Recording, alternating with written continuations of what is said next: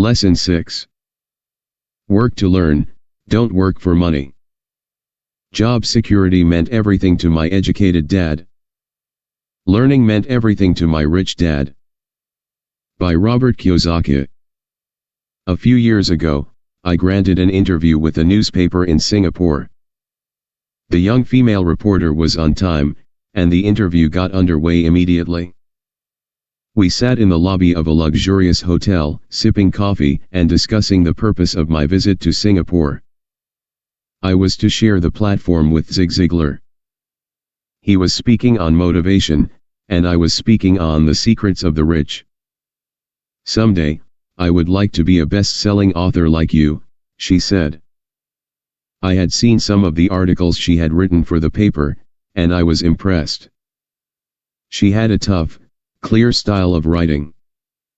Her articles held a reader's interest. You have a great style, I said in reply. What holds you back from achieving your dream? My work does not seem to go anywhere. She said quietly. Everyone says that my novels are excellent, but nothing happens. So, I keep my job with the paper. At least it pays the bills. Do you have any suggestions? Yes, I do, I said brightly. A friend of mine here in Singapore runs a school that trains people to sell. He runs sales training courses for many of the top corporations here in Singapore, and I think attending one of his courses would greatly enhance your career. She stiffened. Are you saying I should go to school to learn to sell? I nodded. You aren't serious, are you? Again, I nodded. What is wrong with that? I was now backpedaling. She was offended by something, and now I was wishing I had not said anything. In my attempt to be helpful, I found myself defending my suggestion. I have a master's degree in English literature. Why would I go to school to learn to be a salesperson? I am a professional. I went to school to be trained in a profession so I would not have to be a salesperson. I hate salespeople. All they want is money. So, tell me why I should study sales. She was packing her briefcase. The interview was over. On the coffee table sat a copy of an earlier best-selling book I wrote. I picked it up as well as the notes she had jotted down on her legal pad. Do you see this? I said, pointing to her notes. She looked down at her notes. What? She said, confused. Again, I pointed deliberately to her notes. On her pad she had written, Robert Kyosaki, best-selling author. It says best-selling author, not best-writing author, I said quietly. Her eyes widened. I am a terrible writer, I said. You are a great writer. I went to sales school. You have a master's degree. Put them together and you get a best-selling author and a best-writing author. Anger flared from her eyes. I'll never stoop so low as to learn how to sell. People like you have no business writing. I am a professionally trained writer and you are a salesman. It is not fair, she fumed. She put the rest of her notes away and hurried out through the large glass doors into the humid Singapore morning. At least she gave me a fair and favorable write-up the next morning. The world is filled with smart, talented, educated, and gifted people. We meet them every day. They are all around us. A few days ago, my car was not running well. I pulled into a garage, and the young mechanic had it fixed in just a few minutes. He knew what was wrong by simply listening to the engine. I was amazed. I am constantly shocked at how little talented people earn. I have met brilliant, highly educated people who earn less than $20,000 a year. A business consultant who specializes in the medical trade was telling me how many doctors, dentists, and chiropractors struggle financially. All this time, I thought that when they graduated, the dollars would pour in. It was this business consultant who gave me the phrase, "They are one skill away from great wealth." What this phrase means is that most people need only to learn and master one more skill and their income would jump exponentially. I have mentioned before that financial intelligence is a synergy of accounting, investing, marketing, and law. Combine those four technical skills and making money with money is easier than most people would believe. When it comes to money, the only skill most people know is to work hard. The classic example of a synergy of skills was that young writer for the newspaper. If she diligently learned the skills of sales and marketing, her income would jump dramatically. If I were her, I would take some courses in advertising copywriting as well as sales. Then, instead of working at the newspaper, I would seek a job at an advertising agency. Even if it were a cut in pay, she would learn how to communicate in shortcuts that are used in successful advertising. She also would spend time learning public relations, an important skill. She would learn how to get millions in free publicity. Then, at night and on weekends, she could be writing her great novel. When it was finished, she would be better able to sell her book. Then, in a short while, she could be a best-selling author. When I came out with my first book, If You Want to Be Rich and Happy, Don't Go to School, a publisher suggested I change the title to The Economics of Education. I told the publisher that, with a title like that, I would sell 2 books, one to my family, and one to my best friend. The problem is that they would expect it for free. The obnoxious title, If You Want to Be Rich and Happy, Don't Go to School, was chosen because we knew it would get tons of publicity. I am pro-education and believe in education reform. If I were not pro-education, why would I continue to press for changing our antiquated educational system? So, I chose a title that would get me on more TV and radio shows, simply because I was willing to be controversial. Many people thought I was a fruitcake, but the book sold and sold. When I graduated from the U.S. Merchant Marine Academy in 1969, my educated dad was happy. Standard Oil of California had hired me for its oil tanker fleet as a third mate. The pay was low compared with my classmates, but it was okay for a first real job after college. My starting pay was about $42,000 a year, including overtime, and I only had to work for 7 months. I had 5 months of vacation.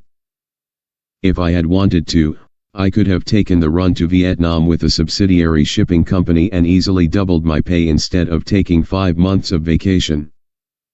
I had a great career ahead of me, yet I resigned after 6 months with the company and joined the Marine Corps to learn how to fly. My educated dad was devastated. Rich Dad congratulated me. In school and in the workplace, the popular opinion is the idea of specialization, that is, in order to make more money or get promoted, you need to specialize. That is why medical doctors immediately begin to seek a specialty such as orthopedics or pediatrics.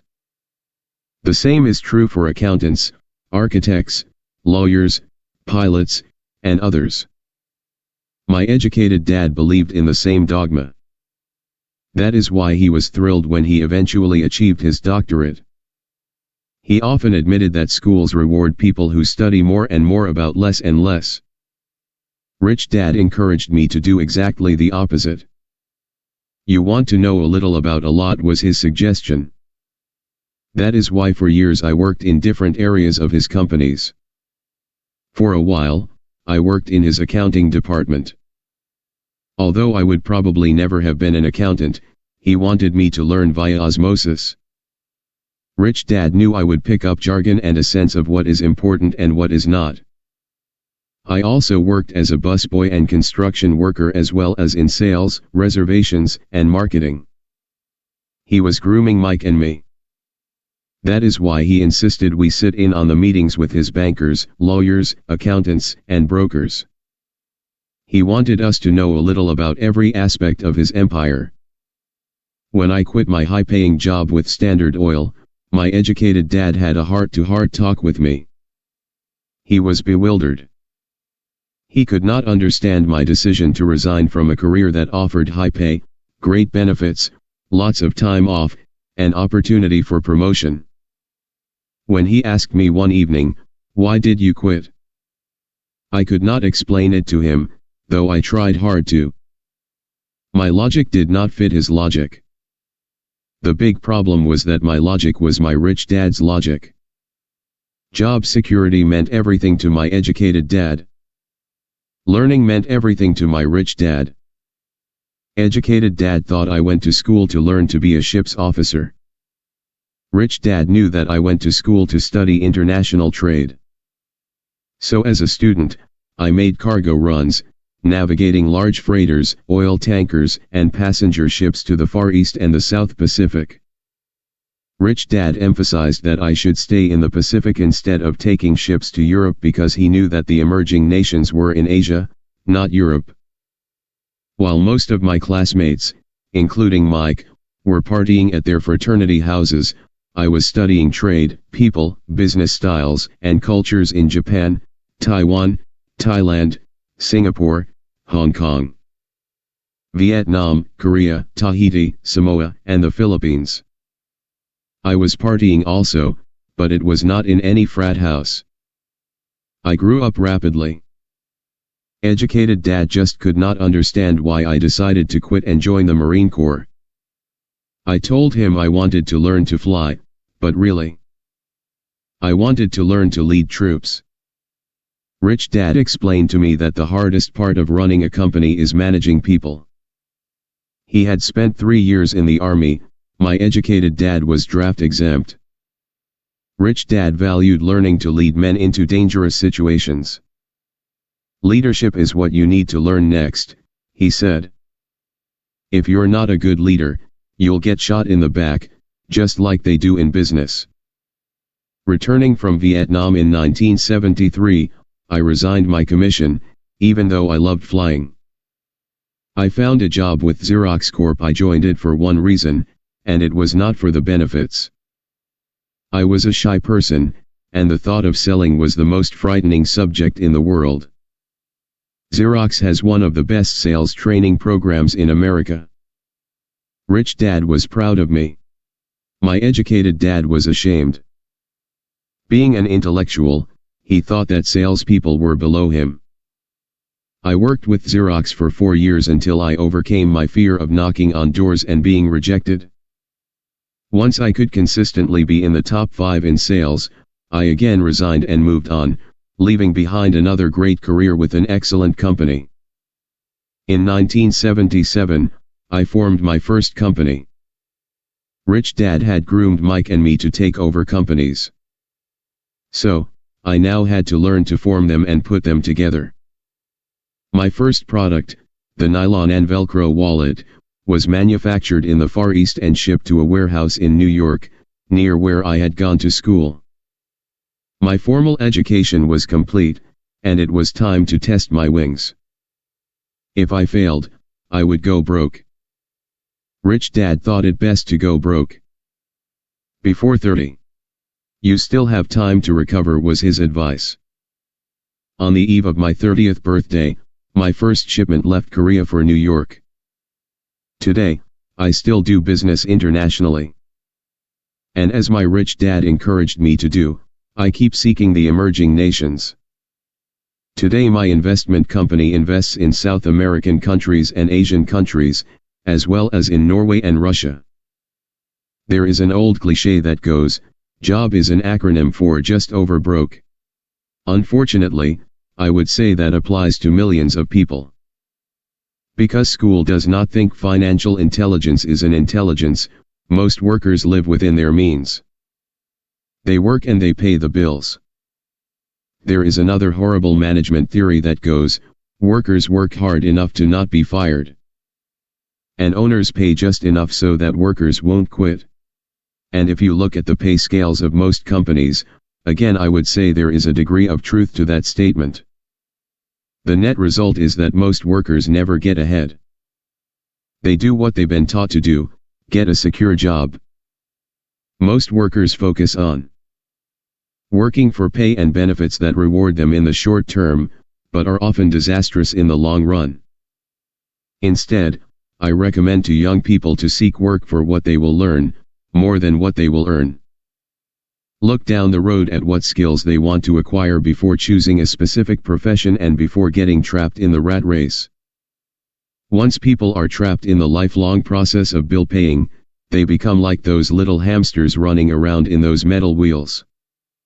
Their little furry legs are spinning furiously, the wheel is turning furiously, but come tomorrow morning, they'll still be in the same cage. Great job. In the movie Jerry Maguire starring Tom Cruise, there are many great one-liners. Probably the most memorable is, "Show me the money." But there is one line I thought most truthful. It comes from the scene where Tom Cruise is leaving the firm.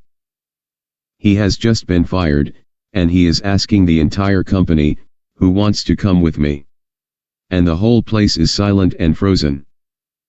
Only one woman speaks up and says, "I'd like to, but I'm due for a promotion in 3 months." That statement is probably the most truthful statement in the whole movie. It is the type of statement that people use to keep themselves busy, working away to pay bills. I know my educated dad looked forward to his pay raise every year, and every year he was disappointed. So, he would go back to school to earn more qualifications so he could get another raise. Then, once again, there would be another disappointment. The question I often ask people is, where is this daily activity taking you? Just like the little hamster, I wonder if people look at where their hard work is taking them. What does the future hold? In his book The Retirement Myth, Craig S. Carpel writes, "I visited the headquarters of a major national pension consulting firm and met with a managing director who specializes in designing lush retirement plans for top management. When I asked her what people who don't have corner offices will be able to expect in the way of pension income, she said with a confident smile, 'The silver bullet.'" "What," I asked, "is the silver bullet?" She shrugged and said, "If baby boomers discover they don't have enough money to live on when they're older, they can always blow their brains out." Carpel goes on to explain the difference between the old defined benefit retirement plans and the new 401 plans that are riskier. It is not a pretty picture for most people working today. And that is just for retirement. Add medical fees and long-term nursing home care and the picture is frightening. Already, many hospitals in countries with socialized medicine need to make tough decisions such as, who will live and who will die.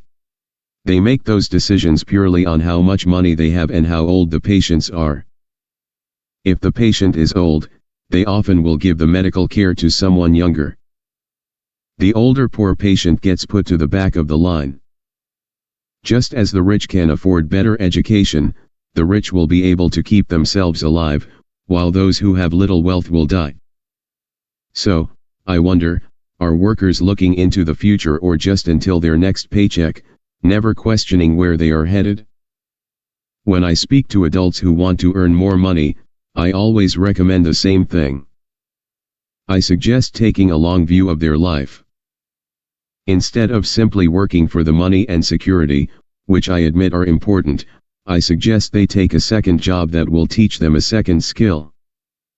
Often I recommend joining a network marketing company, also called multilevel marketing, if they want to learn sales skills. Some of these companies have excellent training programs that help people get over their fear of failure and rejection, which are the main reasons people are unsuccessful. Education is more valuable than money, in the long run. When I offer this suggestion, I often hear in response, "Oh, that is too much hassle," or "I only want to do what I am interested in." If they say, "It's too much of a hassle," I ask, "So you would rather work all your life giving 50% of what you earn to the government?"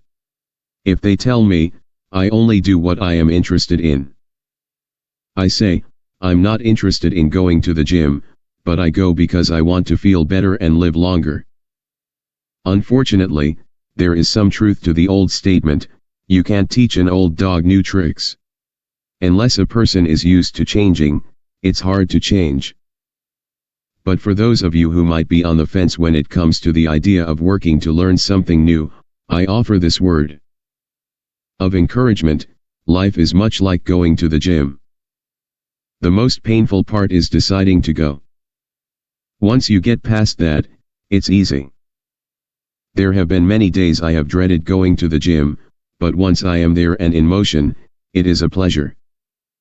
After the workout is over, I am always glad I talked myself into going. If you are unwilling to work to learn something new and instead insist on becoming highly specialized within your field, make sure the company you work for is unionized. Labor unions are designed to protect specialists. My educated dad, after falling from grace with the governor, became the head of the teachers' union in Hawaii. He told me that it was the hardest job he ever held. My rich dad, on the other hand, spent his life doing his best to keep his companies from becoming unionized. He was successful. Although the unions came close, Rich Dad was always able to fight them off. Personally, I take no sides because I can see the need for and the benefits of both sides. If you do as school recommends, become highly specialized. Then seek union protection. For example, had I continued with my flying career, I would have sought a company that had a strong pilots union. Why? Because my life would be dedicated to learning a skill that was valuable in only one industry. If I were pushed out of that industry, my life skills would not be as valuable to another industry. A displaced senior pilot with 100,000 hours of heavy airline transport time, earning $150,000 a year, would have a hard time finding an equivalent high-paying job teaching in school. Skills do not necessarily transfer from industry to industry. Skills the pilots are paid for in the airline industry are not as important in, say, the school system. The same is true even for doctors today. With all the changes in medicine, many medical specialists are needing to conform to medical organizations such as HMOs. School teachers definitely need to be union members. Today in America, the teachers' union is the largest and the richest labor union of all. The NEA, the National Education Association, has tremendous political clout. Teachers need the protection of their union because their skills are also of limited value to an industry outside of education. So, the rule of thumb is, highly specialized, then unionize. It's the smart thing to do. When I ask the classes I teach, how many of you can cook a better hamburger than McDonald's, almost all the students raise their hands. I then ask, so if most of you can cook a better hamburger, how come McDonald's makes more money than you? The answer is obvious: McDonald's is excellent at business systems. The reason so many talented people are poor is because they focus on building a better hamburger and know little to nothing about business systems. A friend of mine in Hawaii is a great artist. He makes a sizable amount of money. One day his mother's attorney called to tell him that she had left him $35,000. That is what was left of her estate after the attorney and the government took their shares. Immediately, he saw an opportunity to increase his business by using some of this money to advertise. 2 months later, his first four-color, full-page ad appeared in an expensive magazine that targeted the very rich. The ad ran for 3 months. He received no replies from the ad, and all of his inheritance is now gone. He now wants to sue the magazine for misrepresentation. This is a common case of someone who can build a beautiful hamburger, but knows little about business. When I asked him what he learned, his only reply was, "Advertising salespeople are crooks." I then asked him if he would be willing to take a course in sales and a course in direct marketing. His reply, "I don't have the time, and I don't want to waste my money." The world is filled with talented poor people. All too often, they're poor or struggle financially or earn less than they are capable of, not because of what they know, but because of what they do not know. They focus on perfecting their skills at building a better hamburger rather than the skills of selling and delivering the hamburger. Maybe McDonald's does not make the best hamburger, but they are the best at selling and delivering a basic average burger.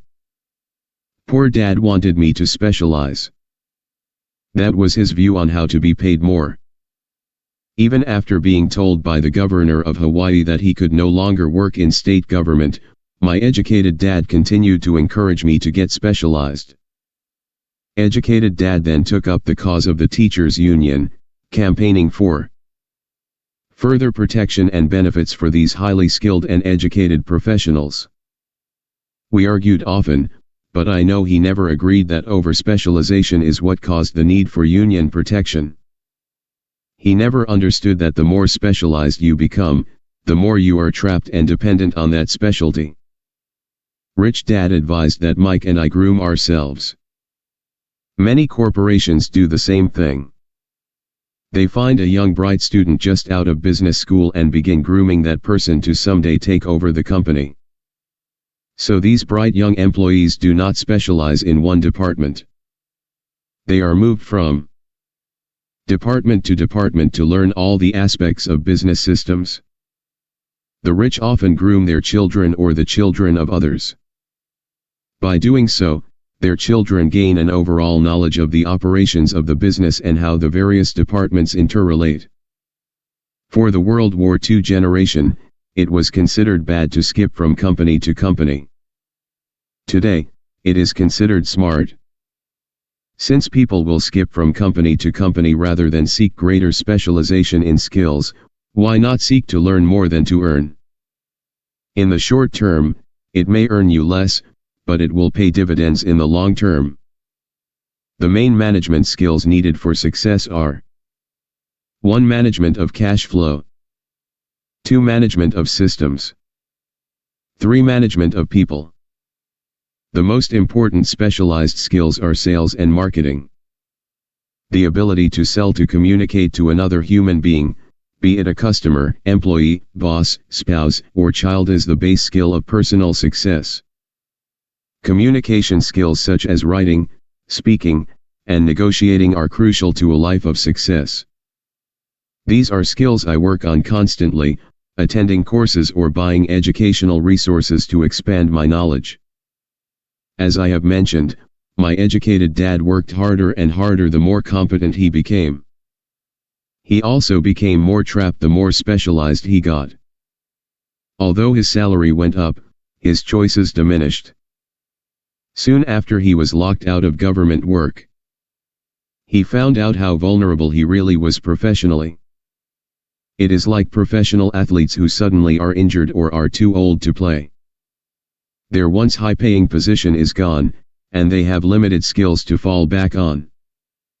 I think that is why my educated dad sided so much with the unions after that. He realized how much a union would have benefited him. Rich Dad encouraged Mike and me to know a little about a lot. He encouraged us to work with people smarter than we were and to bring smart people together to work as a team. Today it would be called a synergy of professional specialties. Today, I meet ex-school teachers earning hundreds of thousands of dollars a year. They earn that much because they have specialized skills in their field as well as other skills. They can teach, as well as sell and market. I know of no other skills to be more important than selling and marketing. The skills of selling and marketing are difficult for most people, primarily due to their fear of rejection. The better you are at communicating, negotiating, and handling your fear of rejection, the easier life is. Just as I advised that newspaper writer who wanted to become a best-selling author, I advise anyone else today. Being technically specialized has its strengths as well as its weaknesses. I have friends who are geniuses, but they cannot communicate effectively with other human beings and, as a result, their earnings are pitiful. I advise them to just spend a year learning to sell. Even if they earn nothing, their communication skills will improve. And that is priceless. In addition to being good learners, sellers, and marketers, we need to be good teachers as well as good students. To be truly rich, we need to be able to give as well as to receive. In cases of financial or professional struggle, there is often a lack of giving and receiving. I know many people who are poor because they are neither good students nor good teachers. Both of my dads were generous men. Both made it a practice to give first. Teaching was one of their ways of giving. The more they gave, the more they received. One glaring difference was in the giving of money. My rich dad gave lots of money away. He gave to his church, to charities, and to his foundation. He knew that to receive money, you had to give money. Giving money is the secret to most great wealthy families. That is why there are organizations like the Rockefeller Foundation and the Ford Foundation. These are organizations designed to take their wealth and increase it, as well as give it away in perpetuity. My educated dad always said, "When I have some extra money, I'll give it." The problem was that there was never any extra. So he worked harder to draw more money in, rather than focus on the most important law of money: give, and you shall receive. Instead, he believed in, receive, and then you give. In conclusion, I became both dads. One part of me is a hardcore capitalist who loves the game of money making money. The other part is a socially responsible teacher who is deeply concerned with this ever-widening gap between the haves and have-nots. I personally hold the archaic educational system primarily responsible for this growing gap. Thank you for your support our channel. Please help subscribe to get more benefit video.